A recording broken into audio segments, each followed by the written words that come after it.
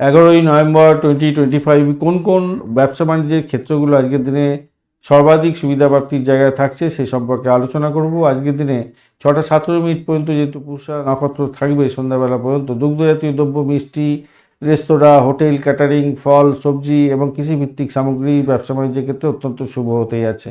শুভ যোগও থাকছে, তাই নতুন বিনিয়োগ, চুক্তি এবং দোকান উদ্বোধন করার ক্ষেত্রে ভালো হবে। দই, দুধ, পনির, আইসক্রিম ব্যবসা বাণিজ্যগুলো ভালো হতেই আছে। মাছ, সামুদ্রিক খাদ্য, জলজ পণ্য, রেস্তোরাঁ, ক্যাফে, ফাস্টফুডের ব্যবসা বাণিজ্য, মহিলাদের পোশাক, শিশুর সামগ্রী, কসমেটিক গুডস, হোম ডেকার এবং রান্নাঘরের সামগ্রীর ব্যবসা বাণিজ্য, পানীয় ধরনের ব্যবসা বাণিজ্য, কুলার বা ফ্রিজ বিক্রি বাণিজ্য করছেন, ভালো হতেই আছে।